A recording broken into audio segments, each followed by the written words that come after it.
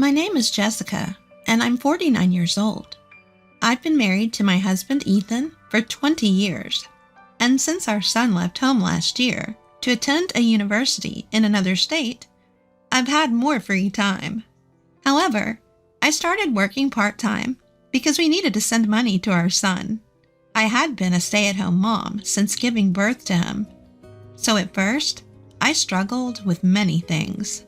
Lately, I've been feeling more fulfilled as my opinions have been taken into account at work, and I feel like I'm actually being useful. Hey, Ethan. I just found out I'm getting a small raise in my hourly wage. It's nice to be recognized for my hard work, isn't it? I was in a cheerful mood as I spoke to Ethan, who was absent-mindedly watching TV. Then suddenly, "So, you're saying you can live on your own now?" My husband unexpectedly asked me something that made no sense. What? Thinking I misheard him, I responded with a questioning tone. "It's perfect timing. I've been meaning to tell you." He turned his face to me and began to talk. My husband's smirking face gave me a bad feeling. "I've got a cute girlfriend now. I don't need you anymore." I was frozen in shock by his unexpected words. "Get the divorce papers and the marriage certificate from the city hall tomorrow." He said it nonchalantly. It was all too sudden, and I couldn't understand what was happening. What do you mean? He found a new woman, so he wants a divorce, and he wants to remarry the new woman? As the situation became clearer, I could feel my body shaking. Seeing me like that, my husband sneered. "I can still live as a man, unlike you, who gave up on being a woman a long time ago. It's been so long since we stopped having a relationship at night, there's no point in being together anymore." How rude and outrageous he is. It's true that we haven't had a marital relationship for a long time, but it's not because I gave up on being a woman. On the contrary, I don't want to feel attracted to a middle-aged man in his 50s with extra weight. Angry and somehow amused, I burst out laughing. "I'm tired, busy, it's a hassle. You were the one who kept avoiding me with those excuses. Now suddenly you want to live as a man? That's hilarious." Then my husband's face turned grim. "What's so funny? Don't mess with me, old lady." He showered me with harsh, vulgar words. Then, leaning back with his arms crossed, Ashley is so different. She's head over heels for me, calling me the best boyfriend ever. Look at you, excited about a tiny pay raise. How pathetic." Ethan started boasting about Ashley, his apparent affair partner, and looked down on me. Ashley. Her name. Ashley. Ashley. You are annoying. Then Ethan proudly talked about Ashley's background. She's working in the nightlife scene, over a decade younger in her mid-20s. She's carrying his child. It's not uncommon for age gap marriages these days, but a parent with an almost 20-year-old son having a child with a woman not much older than their child? I felt like I was going crazy with disgust. In life, you need love, not with someone cold and hardened like moldy rice cake like you, but with a woman like Ashley, who has fresh, plump skin. A love that lasts forever. That's what makes spending money worthwhile." My husband ranted with a rolling tongue. So it's basically love bought with money. Choosing a young, fresh girl while ignoring his own withering self.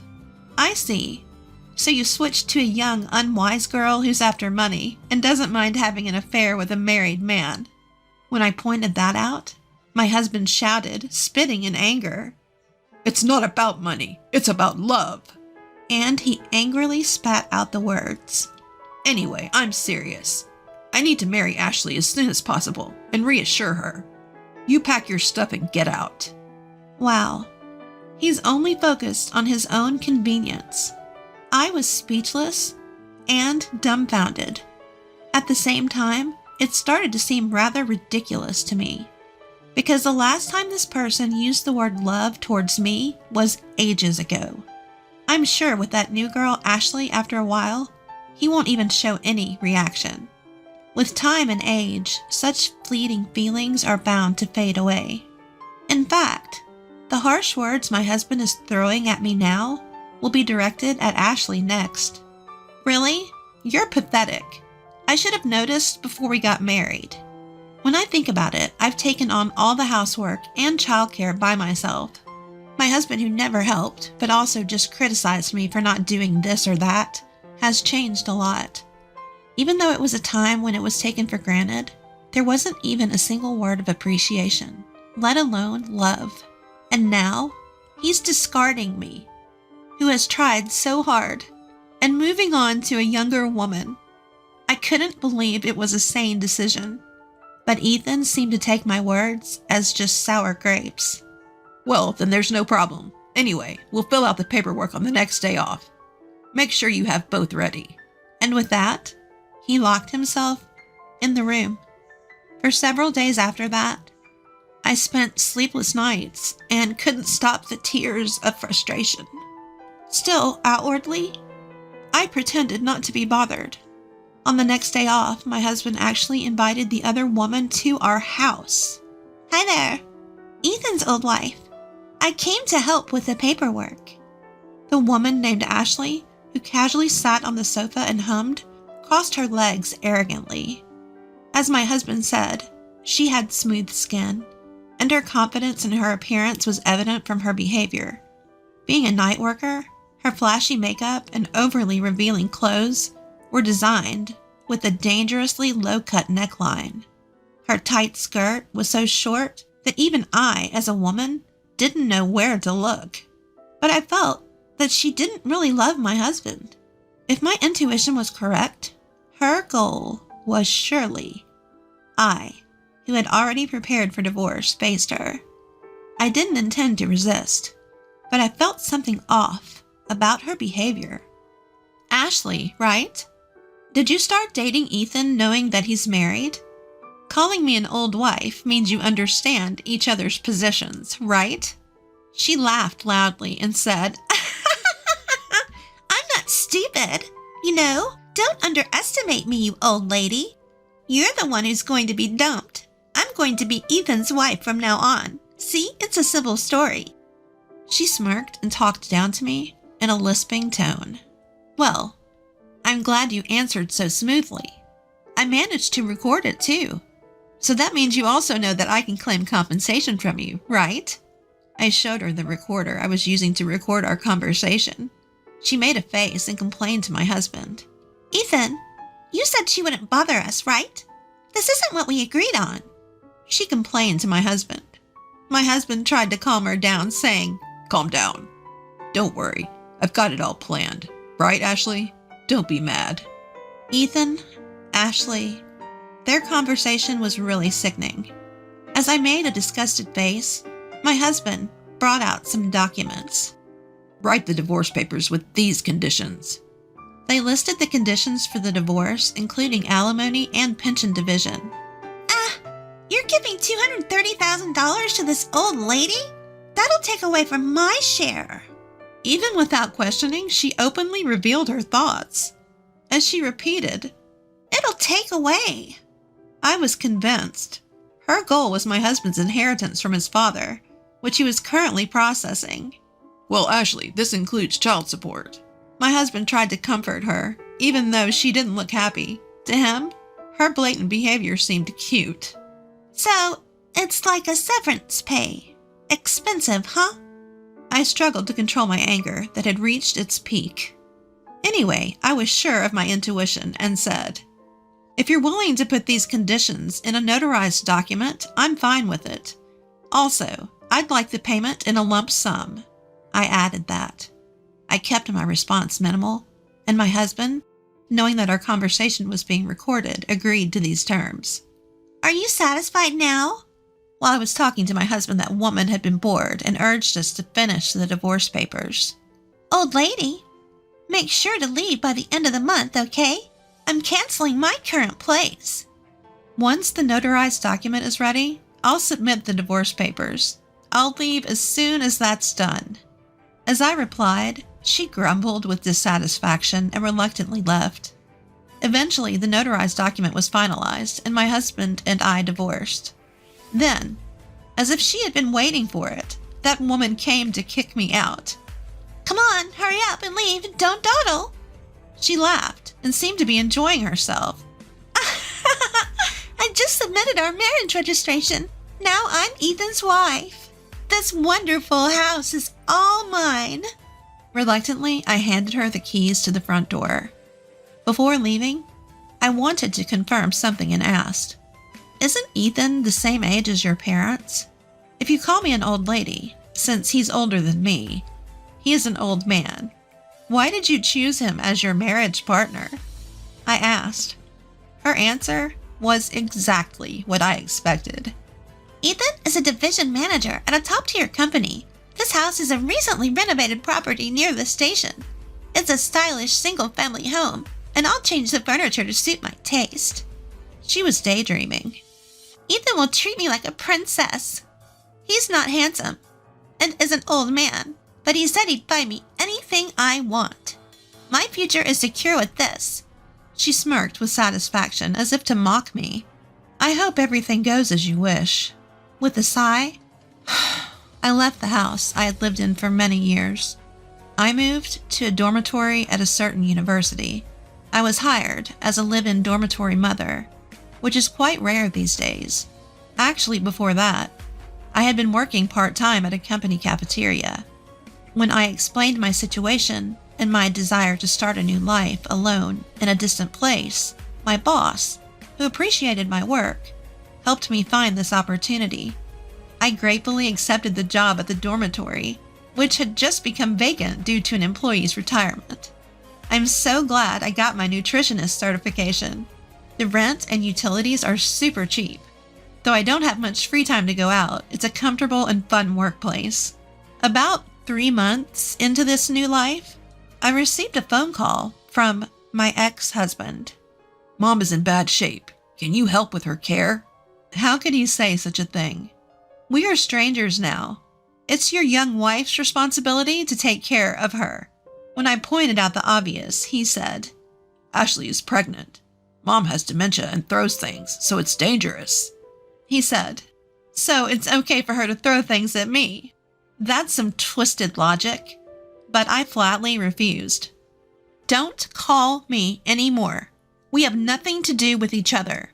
I pushed him away with forceful words. Although she was my mother-in-law for 20 years, we never had a close relationship. Anyway, I had just started living independently, and I didn't have the time or resources to provide care elsewhere. But my ex-husband somehow found out where I was and came to see me with that woman. "If you can't help, at least return the money we paid as consolation." What a ridiculous demand. I don't think I'm obligated to do that, do you? As I pushed him away coldly, that woman glared at me fiercely. "You knew and tricked us. There's no inheritance, and we're drowning in debt." With a scream, she threw documents at me, scattering them all over the place. "I didn't trick anyone. You just assumed Ethan had property on your own." I shrugged my shoulders on purpose. Yes, when I was handling my late father-in-law's inheritance, I found out that he had a large amount of debt. If that were the only issue, we could have just disclaimed the inheritance. However, Ethan had already canceled his father's mobile phone contract and sold the household items and valuables for cash before the procedure. There's a law that says you can't disclaim an inheritance if you've touched the property before the procedure, and that's exactly what happened. As a result, the debt fell directly on Ethan and that woman. With a triumphant tone, I said, "Ethan just dumped all the inheritance paperwork on me without listening to a word I said. Ashley, you used that money to continue your relationship with him, right?" I blurted out. "What? You should have told me something so important." Ethan argued, but that's what I wanted to say, too. It's your fault for not listening when you should have. You two need to take responsibility together. "What? I didn't know anything about it, and I never heard any of that." The woman looked pale and flustered. "So, You're just going to pretend you don't know and run away with the money. The two of them pressed me hard, but I didn't care. It's funny you say that. If you didn't cheat, you wouldn't have needed money for your mistress, and you could have given up your inheritance. You're definitely the one who caused this situation. Ugh.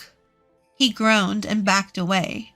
Ashley, you knew he was married, pursued him for his assets, had a child, and kicked me out. You wanted this position, didn't you? I lectured the girl who was old enough to be my daughter. If I knew this would happen, I wouldn't want this old man at all. There was more for me to say. Do you remember the notarized documents from our divorce? I received alimony, pension division, and child support from Ethan. But besides that, I can also claim alimony from you. What? You're saying $230,000 isn't enough? You're so greedy! She shouted in disbelief and insulted me. I would have forgotten about it if you left me alone, but you come up with nonsense like demanding I take care of his mother or return the alimony I received. I can't take it anymore. I told her I had a recording of our divorce negotiations and was serious about claiming alimony. She ran away without looking back. As I watched her go, I turned to Ethan, who was still standing there. How can she run like that when she's in her last trimester? Is she really pregnant? And where's the love now that she's run away? At my question, Ethan gasped. I was wrong. Please come back. He begged with teary eyes, looking aged all at once. No way.